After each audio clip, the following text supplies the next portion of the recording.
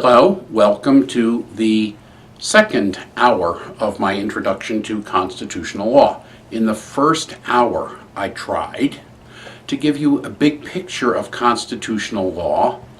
I tried to give you a picture of what the Constitution's all about, why it's a constitution and why that's significant, and why you should recognize whenever you see a government acting, the federal government, the state government, that's when you start thinking, what's the constitutional principle involved? Big picture. And then, continuing big picture, constitutional law divides into three big parts, as I said. First, the parts pertaining to the separation of powers and the tensions between the three branches of government created by the Constitution: the legislature, the executive, and the judiciary.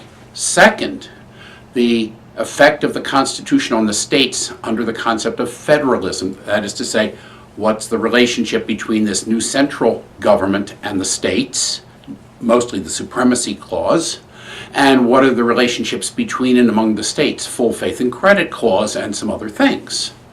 And the third big topic is individual rights as protected against the federal government or against state governments. All of constitutional law fits into that. Separation of the powers and separation of powers of the federal government, the relationship of the federal government to the states and the states to each other, federalism, and the individual rights protected against the federal government or the states. The only other thing there's one thing that doesn't fit that, but I'll talk about that later. That's it. And then I talked about some general principles that are very important to your understanding as you read through the outline and think about this. Number one, you have to read case squibs, because that's where many of the questions are going to come from. Many. But I just went through and checked out a few pages in Barbary, and my guess is that there are average about 8 or 9 case squibs or rules per page for 150 pages. That would be at least 120 separate rules or cases, maybe 120, at least 1,200 separate case squibs and or separate statements of rules, probably many more. If you just list the 1,200 and they're cluttering around the back of your mind in some semi-memorized format, that's not going to really help you recognize what you need to do. So you can't just look at them, although I want you to look at all of those, but I want you to look at all the case squibs in the big context, in the big picture context. And in addition to the case squibs, I said, what distinguishes con law from all the other areas of the law that we look at is that it's not just the Constitution, it's constitutional law, which under our system is decisions by the Supreme Court of the United States, or sometimes lower courts, but mostly Supreme Court of the United States, as to the meaning of this Constitution as it applies to particular cases, and restricts what states can do and what Congress can do and what the president can do.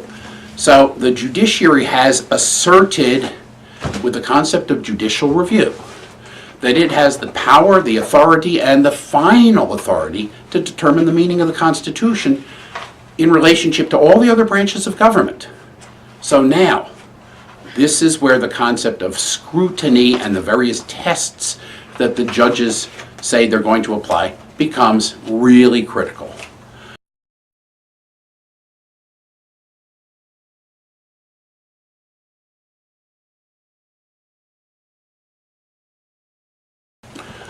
You could get lost in dozens of versions of tests and variations on scrutiny and just wind up confused.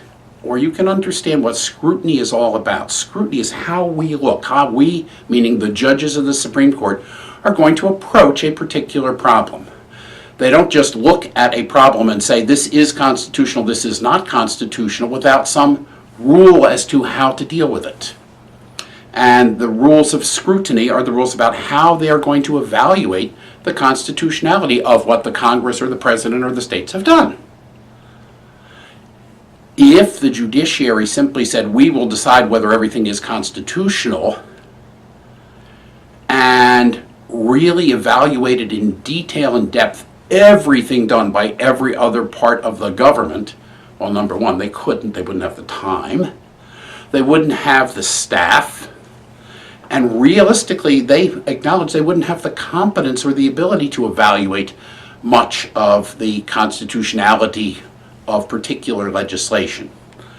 If I could summarize very briefly, the Supreme Court has said for most kinds of regulation by Congress or by the states and most actions by the president, they will simply presume that the other branch of government has done that which is constitutional.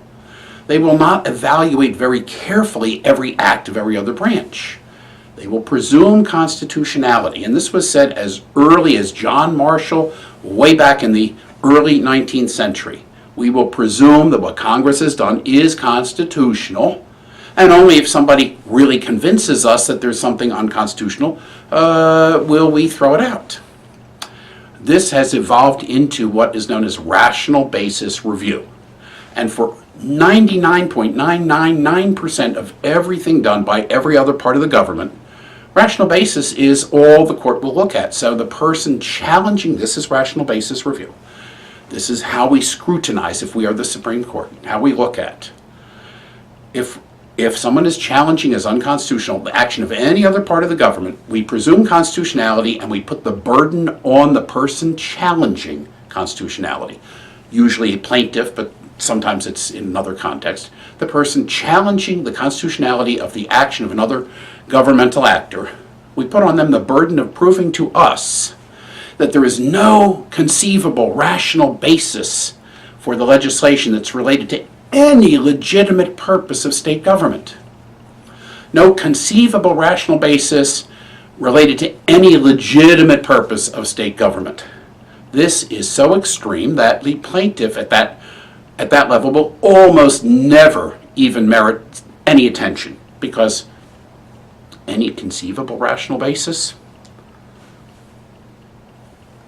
doesn't even have to be an articulated basis, anything the judges can come up with sitting in their chambers. So that's what we will do with most legislation. We will not pay attention to it. We will not really give a person challenging it much chance of winning with us or even getting us to consider it. Then the court has evolved areas in which they think that the judiciary has some particular competence and there's some particular need for the jury, to be evaluating. Erase that. Some particular need for judicial evaluation of what another branch of government has done. Some reason to think that in this particular area, the Constitution means to limit what the democratic branches of government can do, and so to say, hey, Congress, you're not supposed to do this democratically, but we'll let you decide what the scope of your own power is to make the individual rights protections, for example, and other things meaningless. So we say we have some particular competences, and in those areas where we have competences, that's where we will evaluate more carefully. For example, and just as an example, anything that we treat as a fundamental right will get extra scrutiny. Anything we see as a classification of people in and according to some inappropriate or some suspect criteria like race, nationality, alienage, gender, and so forth, we will look at more carefully. Anytime we see that the Constitution has put some limit on what the federal government is supposed to be able to do in relationship to the powers granted to Congress, is this really within the power of Congress? Not did Congress choose to exercise the power the way we would. Not is Obamacare, for example, a statute that we think is a good idea, but is it within the power of Congress under the Grant and the Commerce Clause? These are some of the areas in which the court says we have some particular competence, and that's where constitutional law is written. That's where you see the levels of scrutiny. Shall we read this and say, is it sufficiently narrowly tailored to an important governmental interest? Is it necessarily related to a compelling governmental interest? Is it an undue burden? And so forth, the various tests. So, you're going to be reading about all these tests of scrutiny You can't memorize all the variations, but you can understand the basic concept of the levels of scrutiny. Okay, that I think is important and sufficient as a basic background to what we're talking about. Then yesterday I also, or in the previous hour, I also went through some of the issues that are very regularly coming up on the bar. Just went through a list and kind of pointed them out, but didn't go into much depth.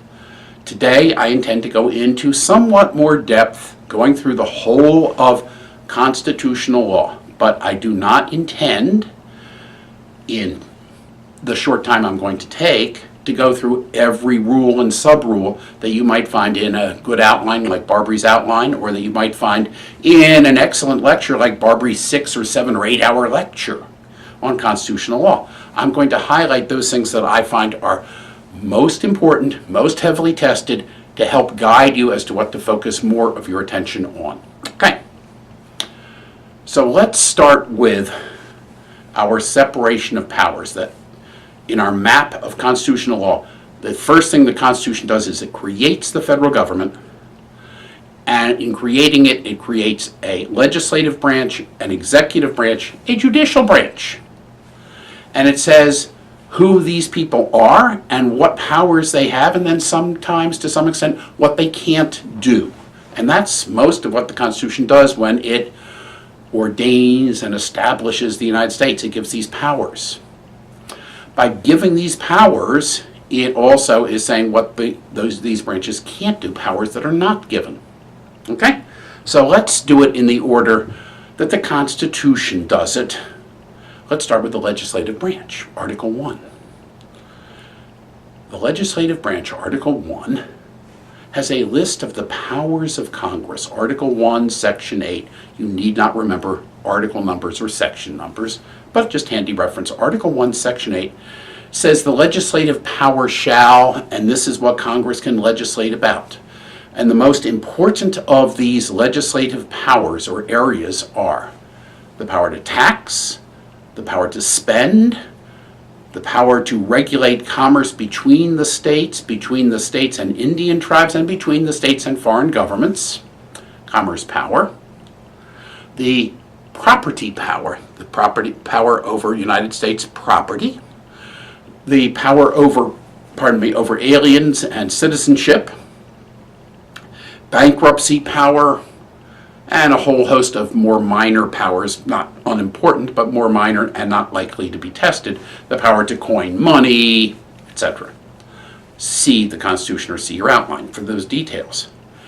In addition, at the end of the list of powers, Article 1, Section 8 says Congress shall have the power to make all laws necessary and proper to the foregoing powers or to any other part of the Constitution, the necessary and proper clause. These things are essential. The list of specific powers, particularly meaning power to tax, power to spend, commerce power, property power to a lesser extent, war power to a much lesser extent, and the necessary and proper clause. These are the main powers that are likely to be tested.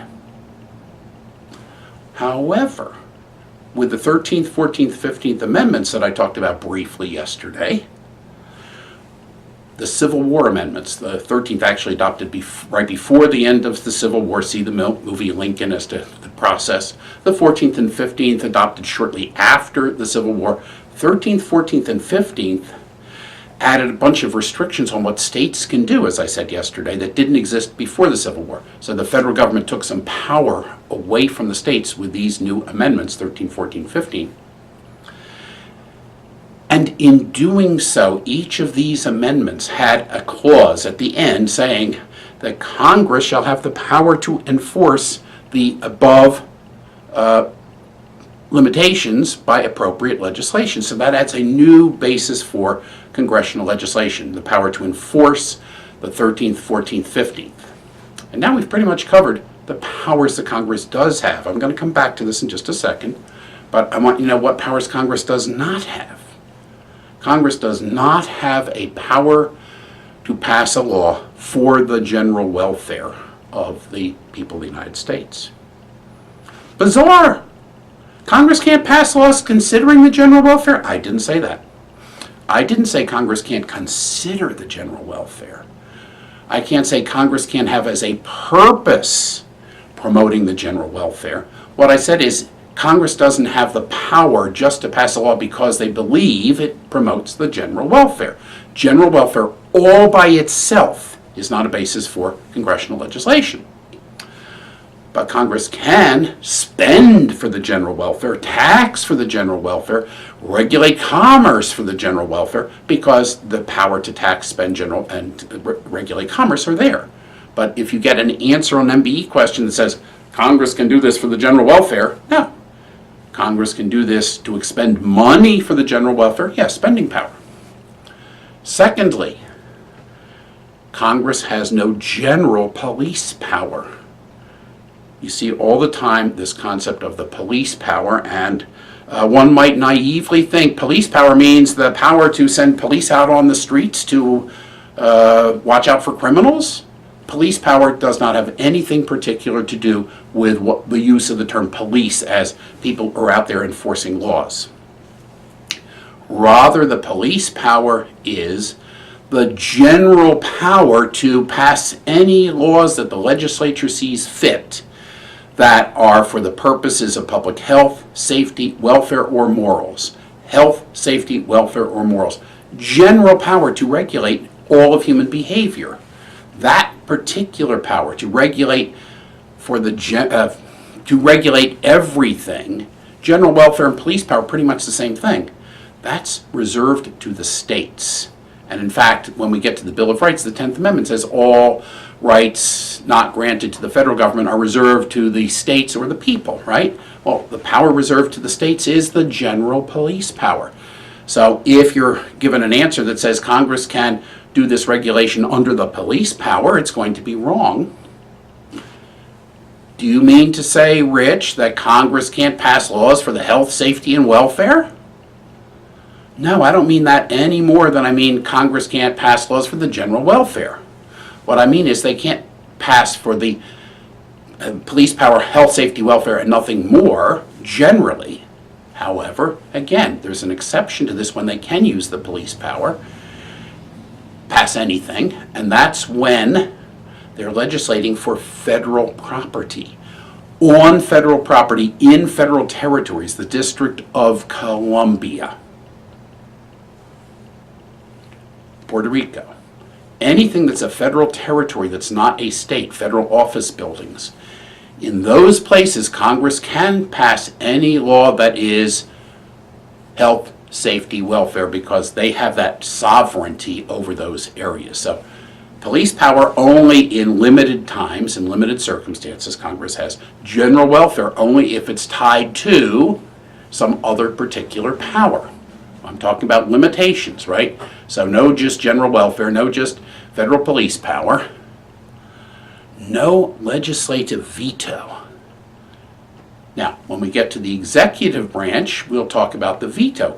The president has the power to veto legislation, to say no, send it back to Congress, which can then override the veto and make it law, but only by a supermajority. But the concept of a congressional veto is this. Congress passes a law that says, okay, this is the law, but if the executive branch does something, we can veto it. We can, by some method short of passing a full piece of legislation, by a majority vote of one of the houses or something like that, by some means short of full legislation, we can veto what the executive branch has done. No, Congress can only pass law.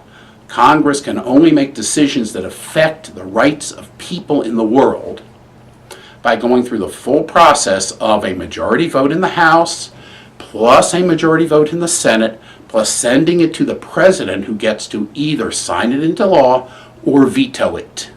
That's the way in which laws are made by Congress or made by the government, and Congress can't short circuit that system with anything that looks like a legislative veto. Congress can also, talking about what Congress can't do, Congress cannot appoint officers of the United States. The separation of powers, the tension between the branches. Only the president has the power to appoint anybody who's called an officer of the United States. Sometimes, for general officers of the United States, there needs to be a confirmation by the Senate. For lower level federal officers, we don't even need a confirmation by anybody, just the president has the power to appoint. But the negative part of this is Congress can't pass a law that gives itself the authority to hire someone who will be an officer of the United States. Congress can't hire anybody? No, I didn't say Congress can't hire anybody. I said Congress cannot pass a law giving itself the power to appoint a person who will be an officer of the United States. So people that Congress hires for various jobs, legislative assistants of various kinds, are not officers of the United States. What do I mean? I mean the kinds of people Congress can hire can't go out to enforce laws, can't go out to make adjudications, can't affect the rights of people out here in the world. They're there just to advise Congress. Yes, Congress can hire people to advise it and give it information and gather information, hold hearings, but it can't appoint people who are going to make decisions that affect the rights of people. So that's another limit on what Congress can do. In addition to those limits, anytime Congress has a power, that power is potentially limited by all the protections afforded to individuals. So Congress may have something may be within Congress's power to legislate for the regulation of commerce. So Congress passes a law saying nobody shall sell in interstate commerce a book denigrating religion. Is it within the power of Congress? Yes, it's within the power of Congress to regulate anything that goes in interstate commerce, as we'll come back to in a minute. But it violates a specific prohibition on free exercise of religion. So, is it within Congress's power? First question. Next question, is there any limitation that prevents it? Okay. That's the basic structure of all of Article 1's powers of Congress. Now let's go back and look in a bit more detail at a couple of points that are very important, heavily tested because they're very important. Number one, the taxing power. All you really need to know about the taxing power is Congress has the power to tax. So suppose Congress puts a tax on a particular behavior, not for the purpose, their ultimate purpose is not to raise money, but to discourage people from doing it. Congress puts a tax on the purchase and sale, the sale of marijuana interstate. It says if you sell marijuana in interstate commerce, you must pay a 25% tax on the sale price. Do they have the interstate commerce power to tax? Yes. Is the purpose to actually collect money? Do they really think that people who are selling marijuana in interstate commerce are going to file a paper saying, here's my $25,000 or $25 million tax? No, they pass the tax not really intending to raise money, but really to discourage behavior. But as long as it could raise money, it's legitimate taxing power. Number two, they can spend. Now, in our politics, we often hear the phrase, oh, he's nothing but a tax and spend liberal, as a criticism of government programs that include regulation of, or rather, either taxation or spending. It's tax and spend. Well, taxing and spending are main things that Congress does. They tax and they spend. Nothing wrong with that from a constitutional point of view. What can they spend on?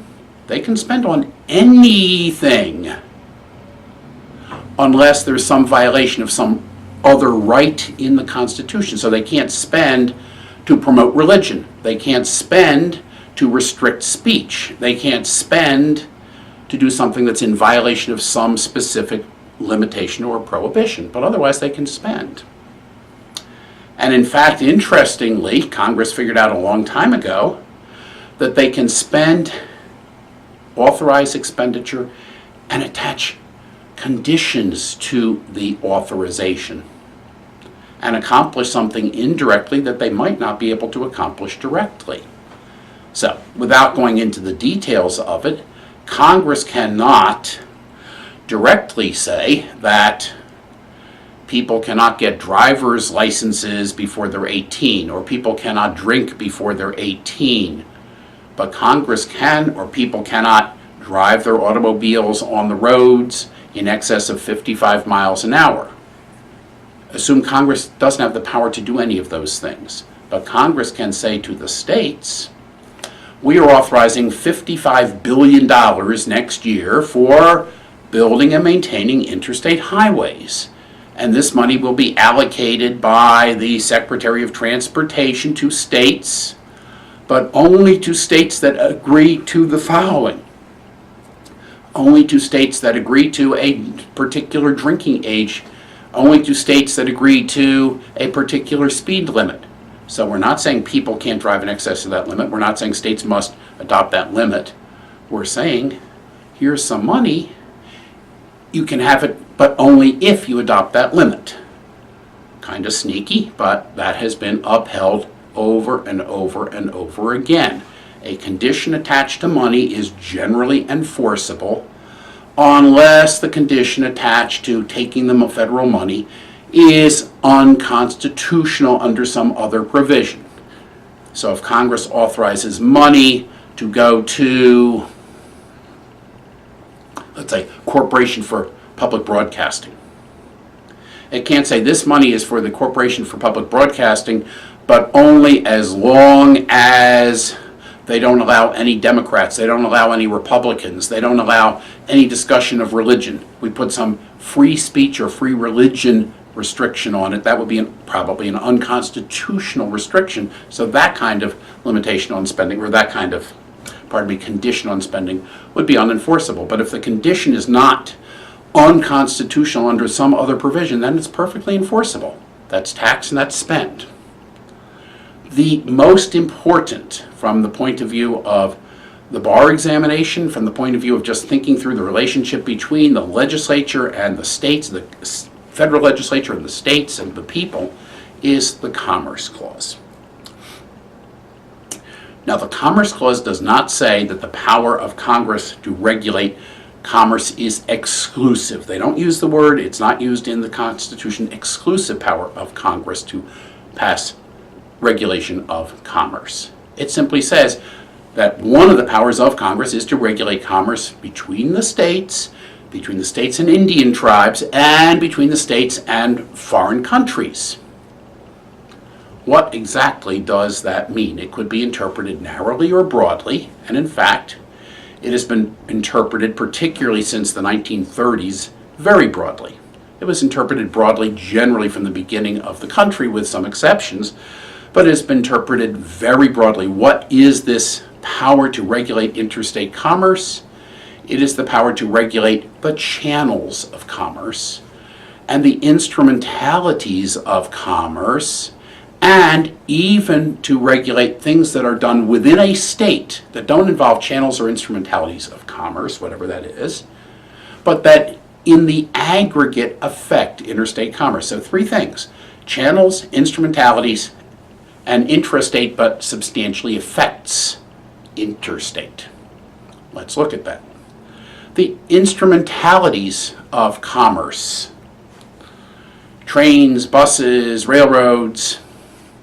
The channels of commerce: rivers, interstate highways, and things going over those things, like goods passing interstate, but even people passing interstate. Now, we don't buy and sell people, but people going from New York to Connecticut to Massachusetts are traveling in interstate commerce, and that is within the power of Congress under the commerce power to regulate movement of people, goods interstate. That's clearly within the commerce power, as interpreted at least by the Supreme Court. The tough cases are when something is done totally intrastate, totally within the state. Someone grows wheat on his own land for himself and his animals to eat. Someone grows his own marijuana on his own little marijuana plot to sell to another person or to use for himself in the state, not to ship any of it interstate. Someone possesses a gun and possesses that gun near a school. Someone does violence to a member of the other sex, but does it all within the state. Can Congress regulate things that are done totally within the state under the Interstate Commerce Clause? And the general answer is yes. Particularly beginning with the famous case, very famous case, Wickard against Filburn. You don't need the case name, but that's the case name. Congress regulated how much wheat people could grow for the purpose of protecting the price of wheat so that wheat farmers would be able to have a reliable income, invest, and make sure that they would be able to actually get something from the sale of their wheat. But when Congress applied, the executive branch really applied the restriction on how much wheat one could grow to a person who was growing wheat on his own land for use on his own farm, the person said, that's not interstate commerce, you can't regulate that. That challenge went to the Supreme Court, and the Supreme Court said, any individual growing something on his own land for his own use might seem not to be interstate commerce. However, in the aggregate, hundreds, thousands, millions of people doing something will have an effect, or Congress could at least decide that it will have an effect on interstate commerce. So if 23,000 farmers grow wheat on their own farm for their own use, that reduces the demand for them to buy wheat from other people, and we are concerned about the aggregate effect on the market for wheat. So if in the phrase used has appeared a fair number of times on the bar exam, if what Congress has regulated is something that it finds that in inseverable, not severable, inseverable aggregates, that is to say, nothing more than if we add up all the individual instances, it has a substantial effect on interstate commerce, or Congress has so decided, Congress can regulate it. And that was pretty consistently used to demonstrate the scope of the Interstate Commerce Clause until fairly recently. Anything in the channels of commerce, anything involving instrumentalities of commerce, and anything that's done within the state but which when added up could reasonably be determined to affect interstate commerce was within Congress's power. But in recent cases, the Supreme Court has cut back. So you want to read those case squibs with great care. I'm not going to take the time to go through each of those cases, but the basic concept has evolved to this. Congress cannot regulate something that's intra-state and say, but in inseverable aggregates, it adds up to affecting interstate commerce, unless either the thing being regulated really is sales of things, it really is commercial, like sale of marijuana in small amounts, which adds up. It can't be possession of a gun near a school. It can't be violence against women, which occurs in the state, because those are not commercial activities. If it's not a commercial activity, we can't use this in an inseverable aggregates test at all. If it's commercial, then we can use that test, but we need Congress to really find that the activity really does add up to something that affects interstate commerce. So those cases on those limitations are things you want to read carefully. They will absolutely be tested on a regular basis. Okay. We've looked at taxation, spending, commerce. The other powers that are worthy of some discussion. Federal property. Congress can regulate federal property pretty much in any way it sees fit. It can sell, it can buy, it can regulate the behavior on federal property. It can say in a federal park, which is federal land, you may not hunt for protected species, you may not hunt for buffalo. It can pretty much do anything with federal property. It can even give federal property to a religion somehow without violating the No Establishment of Religion Clause. Bizarre, but true. Okay? In addition, Congress has the power over aliens and over immigration and over how people become citizens. That's going to tie into later discussion that we will have about how we scrutinize regulation of people who are classified as aliens. When we get to equal protection, we'll see that when states are classifying people, aliens versus citizens, those rules are subject to strict scrutiny. The state must show that the regulation of aliens is necessary to carry out a compelling governmental interest. But we don't use that same concept with federal regulation of aliens because Congress expressly has the power over aliens and citizenship. So we don't use that strict scrutiny at all with Congress. We use basically rational basis.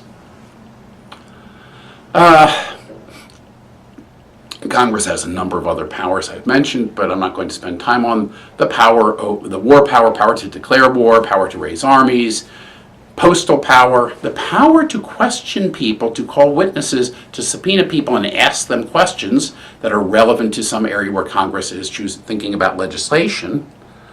But the biggie at the end of the list of powers of Congress is the power to pass all laws necessary and proper to carrying out the foregoing powers.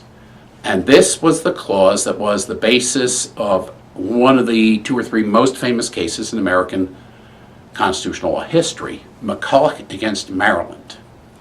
In that case, the Supreme Court found that even though the Constitution did not grant the federal government, Congress, the power to create a national bank, that was what was involved. Shall we have a national bank, the equivalent of the Federal Reserve that we have now? Shall we have a national bank? Well, you look down the list of powers and it never says the power to create a national bank or to charter a national bank. But what John Marshall, Chief Justice Marshall, said was Congress could reasonably decide, that is, we're going to defer to Congress, deferential review, Congress could reasonably decide that a national bank was an appropriate means, necessary and proper, appropriate to carrying out its express powers. So Congress has the power to regulate interstate commerce. Congress has the power to tax and spend. Congress could decide that we need the Federal Reserve or a national bank in order to be able to effectively tax and spend and regulate interstate commerce. So anything that Congress could reasonably find necessary and proper to carrying out any of its other powers comes in under the Necessary and Proper Clause, is permitted because of the Necessary and Proper Clause. So keep in mind, if you see on a multiple choice question an answer that says, a question that asks what is the best basis for Congress to pass particular legislation, and one of the answer choices says the Necessary and Proper Clause, that's going to be wrong. Because the Necessary and Proper Clause does not give Congress any new power. It's got to be necessary and proper as tied to one of the other powers. Necessary and proper to carrying out the taxing and spending power is correct. Necessary and proper all by itself is not. Just like I said earlier with general welfare. General welfare by itself is not enough. General welfare to carry out spending money for the general welfare is appropriate. So that's how we look at the Necessary and Proper Clause. It's got to be necessary and proper to one of the other powers of Congress. And the final power that I'm going to talk about is the power to enforce various amendments, the 13th, 14th, and 15th Amendments. This has been a very popular topic on the multi-state. It's a very important power of Congress. When the Civil War amendments, 13th, 14th, 15th, were adopted, the proposers included not just substantive law, no slavery or involuntary servitude in the United States, no state shall deprive any person of equal protection, not just those substantive rules about behavior, but gave Congress the power to enforce them. So what does this mean? Is the scope added to congressional power? Can Congress now, under the Equal Protection Clause, to enforce the Equal Protection Clause, can it protect some right or some group of people who the Supreme Court has not found to be protected? Can it say, we're trying to enforce the 14th Amendment, so we're going to say states may not invidiously discriminate against people who are over 65 years old? Because under interpretations by the Supreme Court, the Equal Protection Clause does not give any particular protection to people according to age. Age discrimination is subject to just mere rational basis scrutiny and will almost always, if not always, be upheld. Can Congress say, well, we disagree, so we say that age is a suspect classification and therefore this kind of discrimination against people on account of their age is no good under the Equal Protection Clause? Answer, the Supreme Court has said no. We, the Supreme Court, have the competence to determine the meaning of the law. And if we say the Equal Protection Clause does not protect people on account of age discrimination, on account of how much wealth they have, which they've said, does not protect people from discrimination on account of being retarded citizens or suffering from other disabilities, if we say those categories are not categories that get strict scrutiny, that are not protected classifications, then Congress can't turn them into protected classifications. If we say that something does not violate free exercise of religion under the Free Exercise Clause, then Congress can't say, well, we, in enforcing the Free Exercise Clause, are going to give greater protection to individuals. Congress can only enforce rights that are recognized by the Supreme Court, but give new enforcement mechanisms. The testers are very keen on your understanding that concept. And that covers everything that is the most significant about the legislative branch of government as tested on the bar. Next, the President, Article 2. As you probably all know, the executive branch and the President are tremendously powerful in our system of government, but there's relatively little about their power, his power or her power, in the Constitution, Article 2 itself. So the rest is what has developed over time as the President has exercised his or her powers. In fact, it's always been a his so far. The President has powers internally within the United States. The President has powers over internal matters, and the President has powers over external matters like foreign affairs and war. That's the basic division. As to internal powers of the President, very little is actually said in the Constitution, but the President has the power to appoint someone who's called an officer of the United States. Officers are appointed with the advice and consent of the Senate, but Congress itself, as I said earlier, can't do any appointment. President appoints, the Senate can have the power to approve or consent, and for lesser officers of the United States, Congress can give the power to the President to appoint without any consent. In fact, the President can appoint minor officers and the judiciary can appoint minor officers. Congress can't appoint anybody who's an officer of the United States. Second big internal power of the President is the power to pardon someone convicted of a crime. Third is the President has the power to veto legislation, which Congress can then, if it chooses, override with a 2/3 vote of each of the houses, the House of Representatives and the Senate. And that's pretty much it for the internal powers of the President so far as the Constitution goes. Foreign, Congress, or the President has the power in general over foreign relations to decide what nations to recognize, who to send ambassadors to, and how to treat our relations with France and Russia and Azerbaijan and Cuba and China and Poland and everywhere. That's generally what the President does. The President also has foreign power to negotiate treaties, but the treaty must be approved by the Senate. So treaties can be negotiated by the President but don't become effective unless the Senate approves. Nowhere in the Constitution is it mentioned, but the history has led to this. The President has the power to enter into what is called executive agreements. They can be on any subject in the world, just like treaties, but there's no need to get congressional approval. Does this make any sense? I don't think so. Why would not an agreement with another country or countries to do something simply be a treaty that needed Senate approval? But in fact, the president is free to engage in executive agreements, and those do not need the consent of the Senate. And the president, although he does not have the power to declare war, is the commander-in-chief and can do all sorts of things pertaining to war without approval. I commend your outline to you, read it, but there's not a tremendous amount of testing on the powers of the executive. What I've said pretty much points to what's tested. Back to the judicial branch. Article 3 is the judicial branch, and many questions on the MBE and on essays, and in fact much of the law of the Constitution pertains to the power of the judiciary. Article 3 says the judicial power shall exist in one Supreme Court, that's created by the Constitution, although it doesn't say how many members, and such inferior courts as Congress shall create.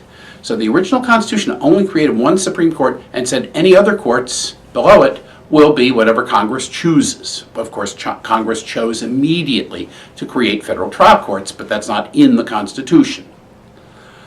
Number 2, the Constitution says that the jurisdiction of the Supreme Court shall be original jurisdiction in 2 limited kinds of cases. Supreme Court has original jurisdiction in suits between states and suits involving foreign ambassadors. And that's it.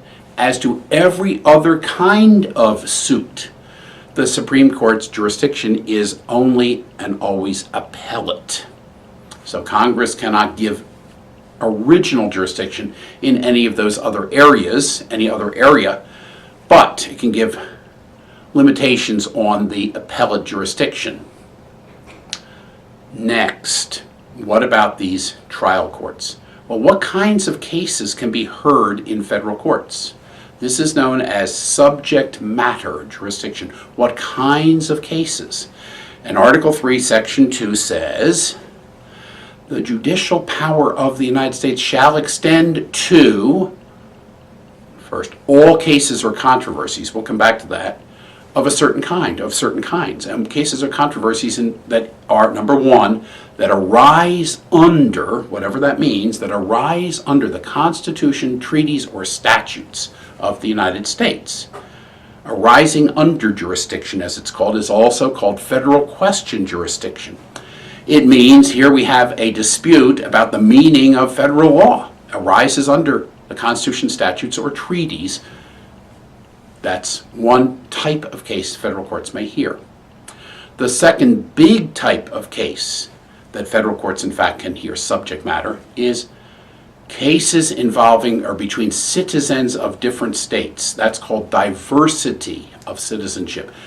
Suit between a person who's a citizen of Pennsylvania and a person who's a citizen of Ohio. That's diversity jurisdiction. The meaning of this and the application of this is mostly taken up in courses in civil procedure, and for purposes of the bar exam does not appear hardly ever on the multiple choice part of the bar. So I'm going to leave that to our civil procedure discussion. But the basic kinds of cases that can go to a federal court are diversity and federal question. But also the federal judicial power extends to cases between states, cases between the federal government and anybody, and cases involving maritime jurisdiction, a number of other areas. See the list in your outline. Big ones are diversity, alienage, which is citizen versus a non-citizen alienage, and federal question. But let's look back to Article 3, Section 2. I said judicial power shall extend to all cases or controversies that fit within one of these categories. And you might read the phrase cases or controversies and think, okay, that's no big deal. But it turns out that the phrase cases or controversies has been the basis for a tremendous amount of law, a tremendous amount of interpretation of the limits on what the courts can do, beginning very early on. What is a case or controversy?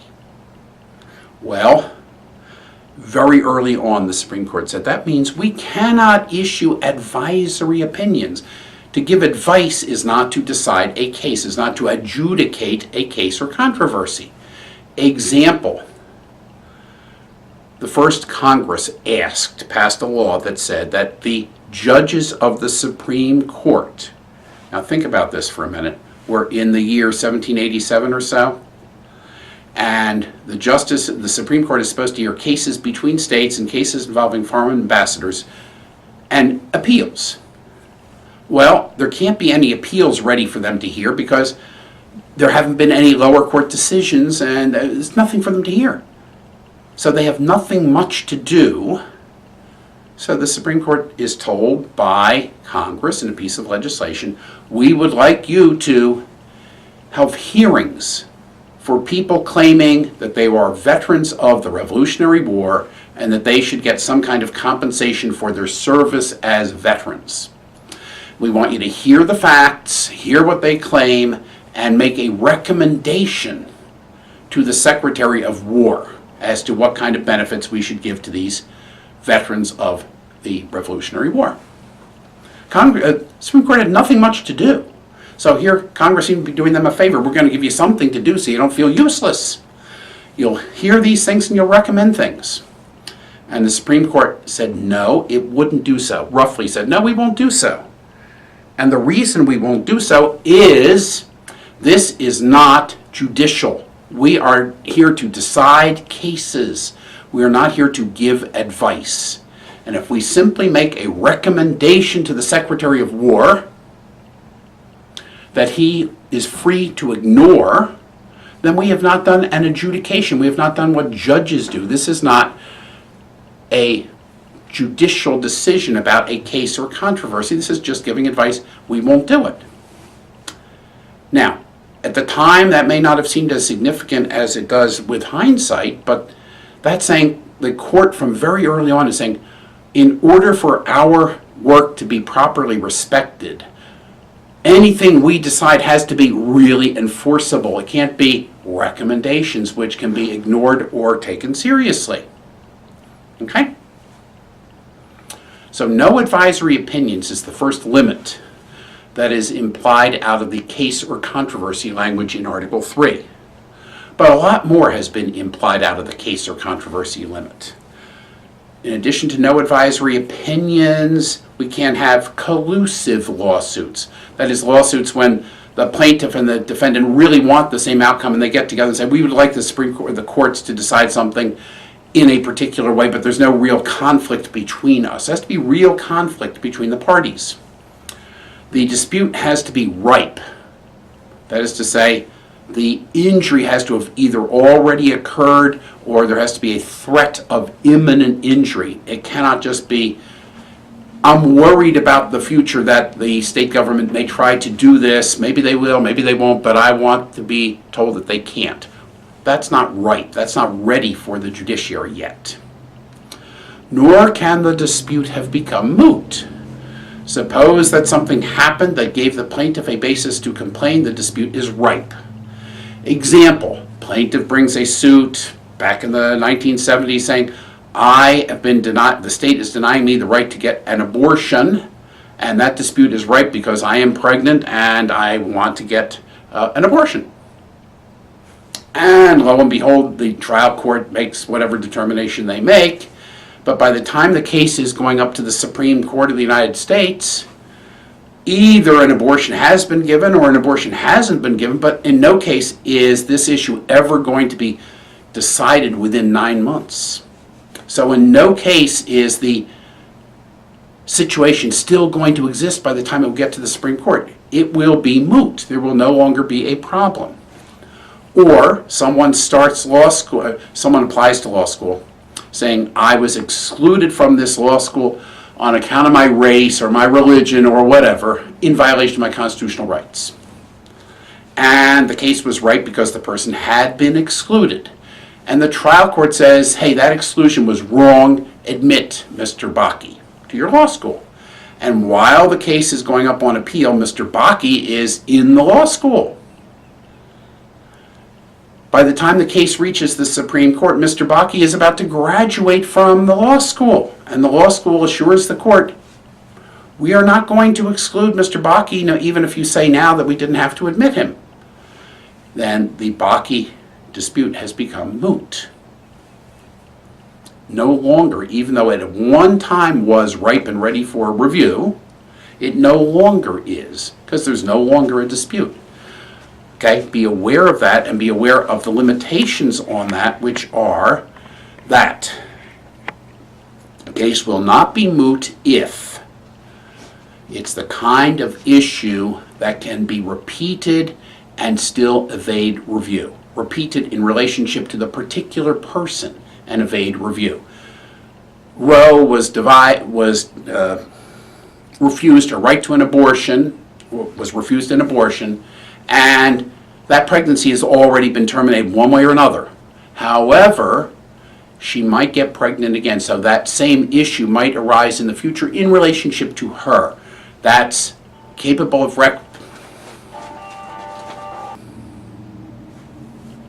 Enough on mootness, just be aware ripeness and mootness are tested fairly often. However, the biggest concept under case or controversy in terms of testing, the most important, is the concept of standing.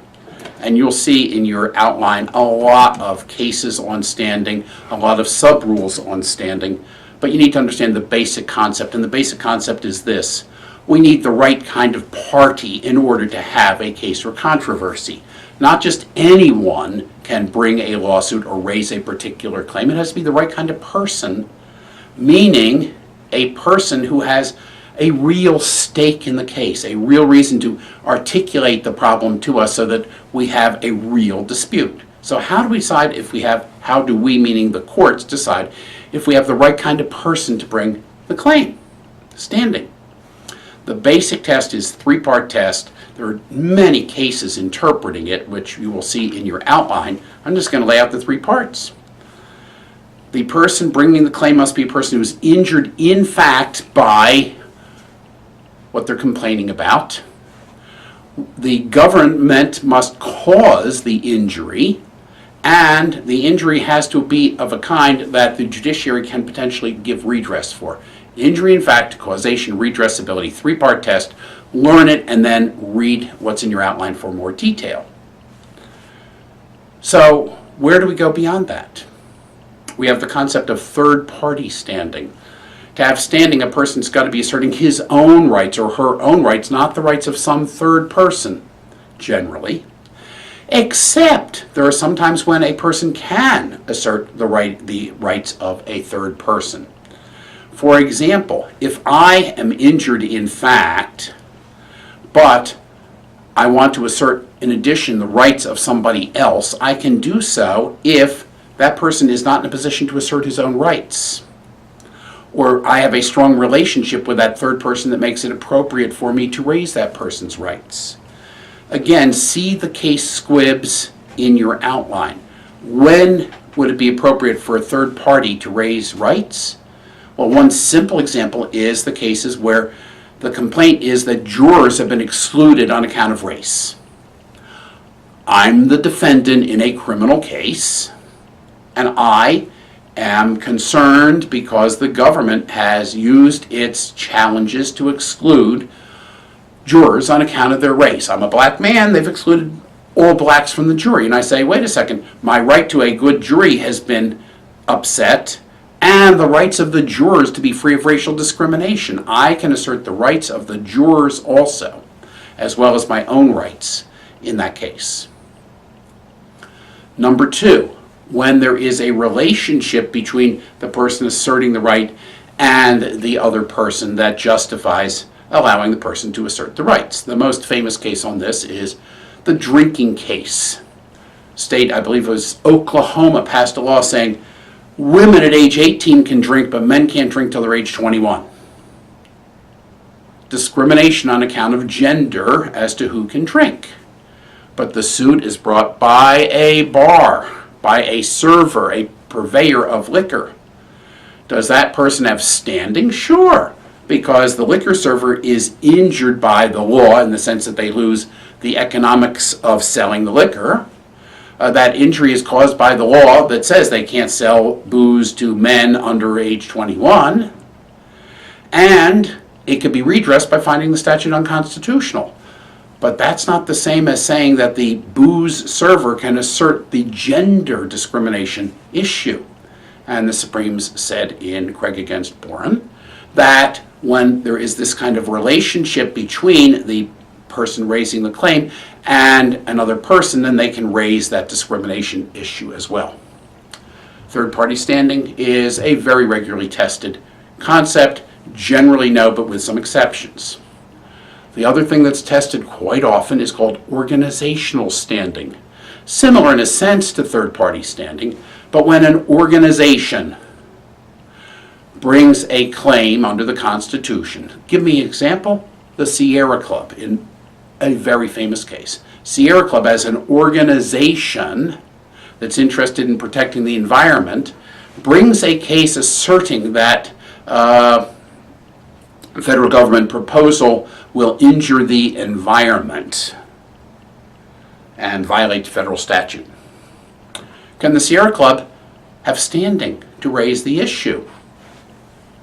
What the Supreme Court said is the Sierra Club can raise the issue if at least one of its members has standing, so we'd have to find a member who meets the three-part test for standing, and if the purpose of the organization is to deal with that kind of problem, and if we don't need the participation in the lawsuit of a particular individual member.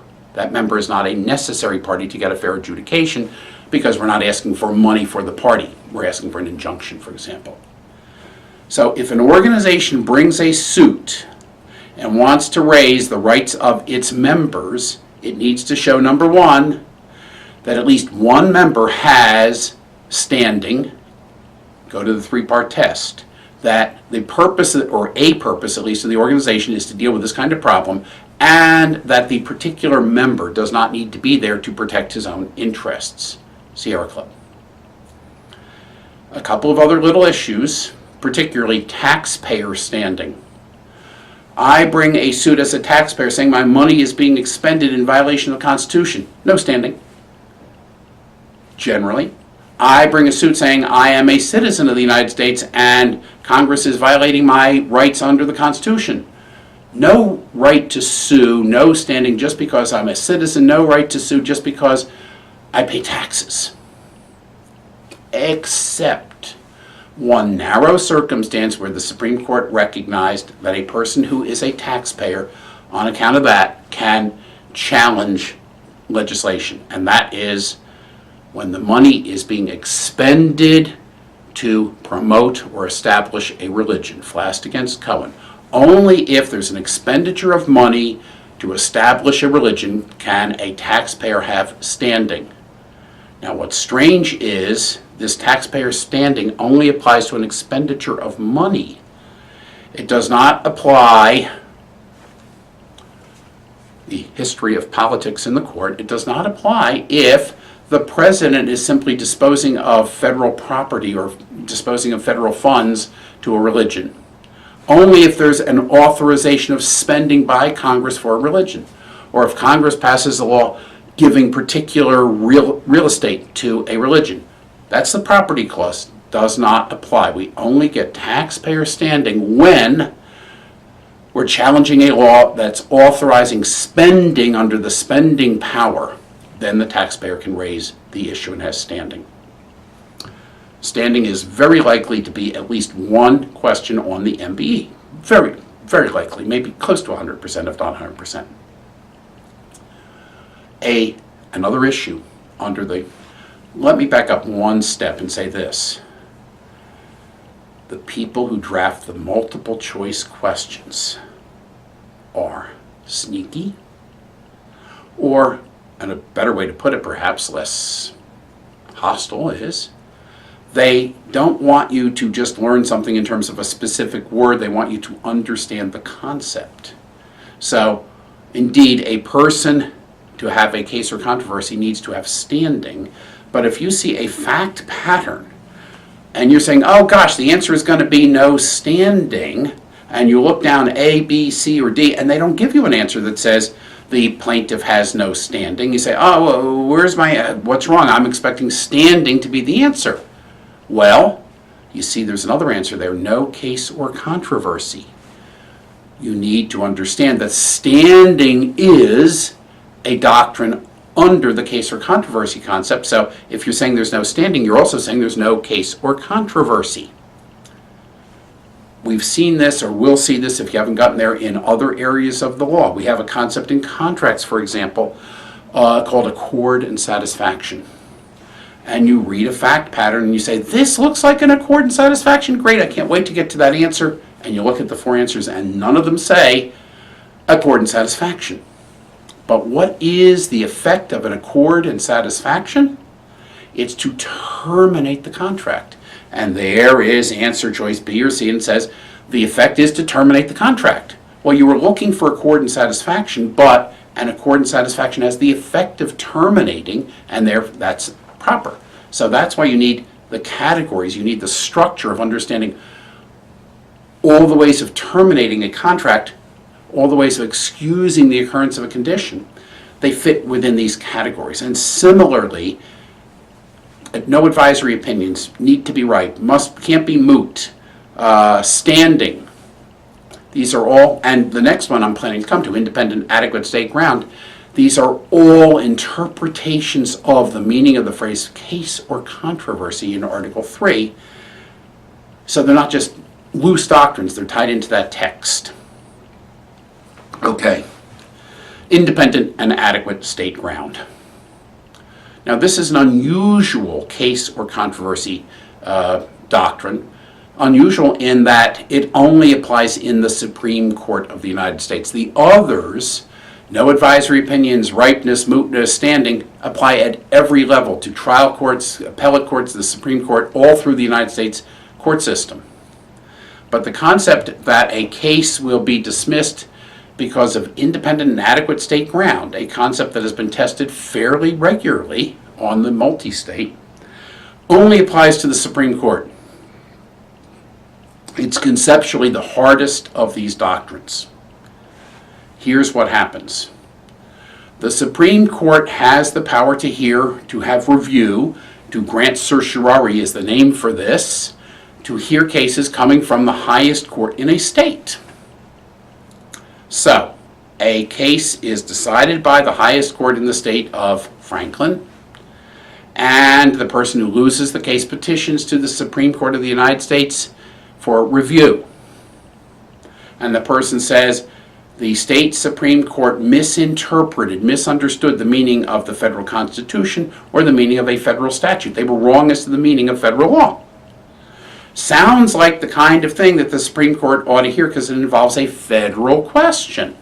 However, if when the court looks at the decision by the state court, if the Supreme Court say, look, that state court had two different grounds on which it decided this case. One was a state law ground and one was a federal law ground. The court below articulated, we are finding that what the state did here violates the United States Constitution Equal Protection Clause. But, second, we are finding that what the state did here violates the state Equal Protection Clause. Then what? Then we have two grounds for decision. If there are two grounds for the state court decision, the question will be, if the Supreme Court hears the case, the appeal, on the meaning of the U.S. Constitution, will it change the outcome? Will it lead to a different decision of the case? Because otherwise they're just doing an advisory opinion. Hey, we think you're wrong about the meaning of the Equal Protection Clause, which is our task. But if the state court made a determination, hey, we interpret our Equal Protection Clause as meaning something even if the federal Equal Protection Clause means less, then if the Supreme Court says you're wrong about the meaning of the federal Equal Protection Clause, it wouldn't change the outcome of the case. There are hundreds of examples I could use. I will try to give you just a couple. Example, someone challenges in a state court the system by which states finance their schools. and they claim the state financing system violates the Equal Protection Clause of the United States Constitution, and the state way of financing schools violates a state constitutional requirement that the state shall assure adequate education to all its citizens. And it finds that the state financing scheme winds up giving